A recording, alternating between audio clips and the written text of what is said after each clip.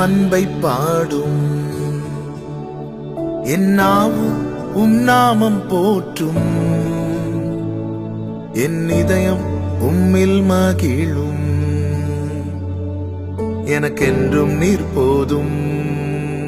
இயேசு கிறிஸ்துவின் இனிய நாமத்தில் உங்களுக்கு என் அன்பின் வாழ்த்துக்கள். இந்த நாளை கிருபையாய் காண செய்த தேவனுக்கு ஸ்தோத்திரம் உண்டாவதாக. கர்த்தர் உங்களோடு இருந்து உங்களை பாதுகாத்து உங்களை ஆசீர்வதித்து நடத்துவாராக. 1 ராஜாக்களின் புஸ்தகம் 18வது அதிகாரம் 42 முதல் 44 வரை உள்ள வசனங்கள். பின்பு எலியா கர்மேல் பர்வதத்தினுடைய சிகரத்தின் மேல் ஏறி தரையிலே பணிந்து தன் முகம் தன் முழங்காலில் பட குனிந்து தன் ஊழியக்காரனை நோக்கி, நீ போய் சமுத்திர முகமாய் பார் என்றான். அவன் போய் பார்த்து ஒன்றும் இல்லை என்றான். நீ இன்னும் 7 தரம் போய் பார் என்றான். 7ஆம் தரம் இவன், இதோ சமுத்திரத்திலிருந்து ஒரு மனுஷனுடைய உள்ளங்கை அத்தனை சிறிய மேகம் எழும்புகிறது என்றான். அப்பொழுது அவன், நீ போய் ஆகாபை நோக்கி, மழை உம்மை தடை செய்யாதபடிக்கு ரதத்தை பூட்டி போய்விடும் என்று சொல் என்றான். கர்த்தருடைய பரிசுத்த நாமத்திற்கு மகிமை உண்டாவதாக. 3 வருடங்களுக்கு மேலாக தேசத்தில் மழை இல்லை. இப்பொழுது தேசத்தின் ஆசீர்வாதத்துக்காக, மழைக்காக எலியா என்ன செய்கிறான்? கர்மேல் பர்வதத்தின் உச்சியிலே போய் முழங்கால் முடக்கி தன் தலை முழங்காலில் பட குனிந்து கர்த்தரை நோக்கி செபிக்கிறான். மழைக்காக முதல் விசை செபித்து விட்டு ஊழியக்காரனிடத்தில் சொல்லுகிறான், நீ போய் பார் என்று. அவன் போய் பார்த்து விட்டு வந்து சொன்ன பதில் என்ன தெரியுமா? ஒன்றுமில்லை. இவ்வளவு தன்னை தாழ்த்தி எலியா செபிக்கிறான். ஜெபத்தினுடைய ரிசல்ட் என்ன? ஒன்றுமில்லை. ஒன்றுமில்லை என்று சொன்னதும் எலியா ஜெபத்தை நிறுத்தவில்லை. எலியா சோர்ந்து போகவில்லை. இனி நான் ஜெபிக்க மாட்டேன் என்று சொல்லி பின்வாங்கவும் இல்லை. எலியா 7 தரம் இப்படி செய்கிறான். 7ஆம் தரம் இப்படி செய்தபோது ஒரு மனுஷனுடைய உள்ளங்கை அளவாய் ஒரு சிறிய மேகம் எழும்புகிறது. எலியாவின் இந்த அனுபவத்திலிருந்து நாம் கண்டிப்பாக கற்றுக்கொள்ள வேண்டிய காரியம் என்ன தெரியுமா? பல நேரத்தில் நம்முடைய ஜெபத்தின் பதிலும் இப்படிதான் இருக்கும். என்ன?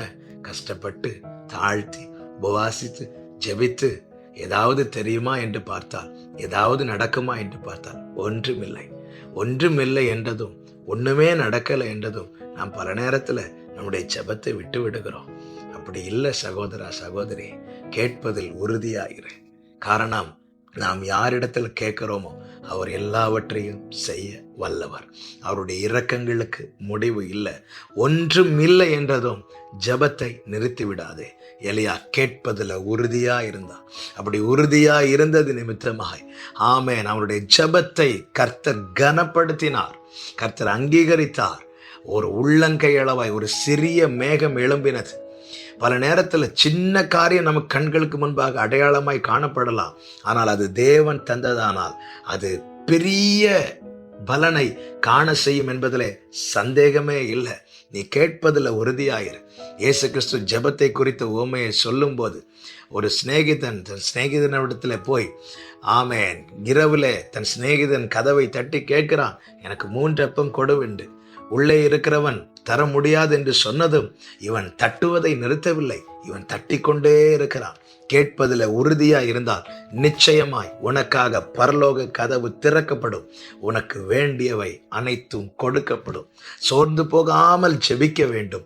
தளர்ந்து போகாமல் காத்திருக்க வேண்டும். ஒரு தேவ பிள்ளைக்கு இது அவசியம். வேதம் இதை தான் சொல்லுகிறது.